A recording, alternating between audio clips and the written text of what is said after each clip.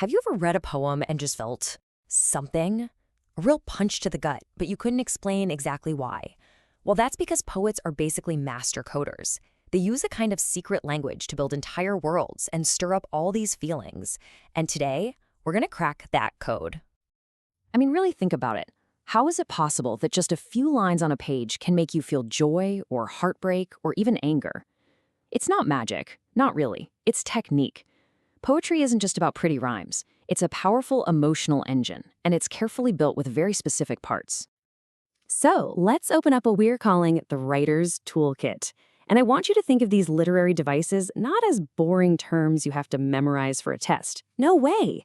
Think of them as the actual tools a writer uses, like a carpenter's hammer or a painter's brush, to construct meaning and make you feel it. To get us going, we're going to focus on 3 of the most essential, most powerful tools you'll find in any writer's kit. Seriously, once you learn how to spot these, you'll start seeing the hidden blueprint behind almost any poem. First up, we've got the metaphor. Now, the key thing to get here is that it doesn't just say something is like something else. It says it is something else. Look at that classic line from Shakespeare. He doesn't say the world is like a stage. He says all the world's a stage. It is one. And that directness is so powerful. It instantly transfers all those ideas of acting, scripts, and audiences right onto our understanding of life itself. Next in the toolkit is imagery. This is all about painting a picture with words, language that taps directly into your 5 senses. So when you read a phrase like ice block cold eyes, you don't just get it intellectually. You can almost feel the chill. You see that hard, frozen stare. It makes an abstract idea like coldness totally real and tangible. And our third key tool is symbolism. This is where a simple object starts to carry a meaning that's way bigger than itself. You know, a dove isn't just a bird. It represents the entire idea of peace. Symbolism adds these incredible layers of meaning. It lets a poet talk about huge concepts like love or death or freedom by using a simple object as a kind of shortcut. Okay, so we've got our tools, metaphor, imagery, and symbolism. Now let's see them in action. We're going to start with our first case study, Ni Osundara's incredible poem, Not My Business, which is this really sharp look at what happens when people choose to look away from injustice. Just listen to those words for a second. The language is so simple, but man, is it brutal. Osundara doesn't just tell us someone was treated violently. He forces us to witness it in this raw, unforgettable way. So how does he do it? Let's break it down. First, that imagery. Beat him soft like clay. A person isn't clay. Clay is lifeless, you can mold it, it has no resistance. This image just completely strips the victim of their humanity. And then, the metaphor. A jeep doesn't have a belly.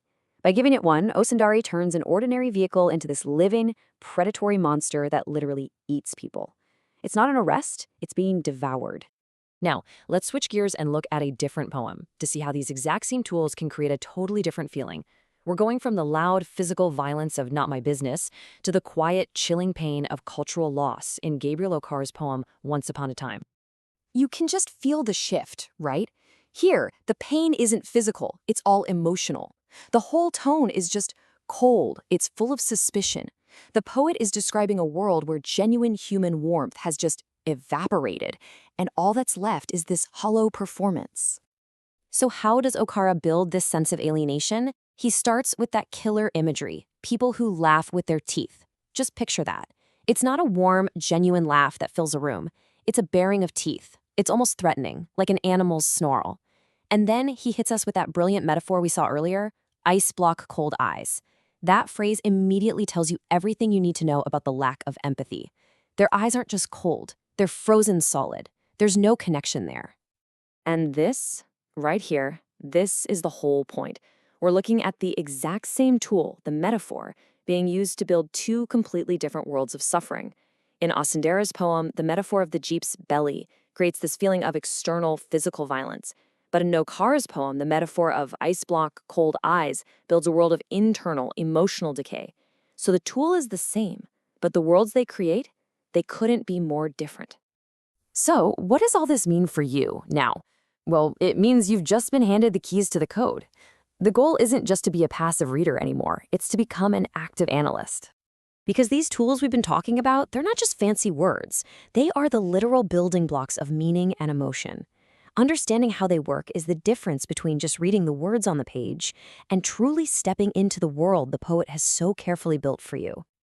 You've got the toolkit now. You can see the structure beneath the surface. You can understand the specific choices a writer made to make you feel a certain way.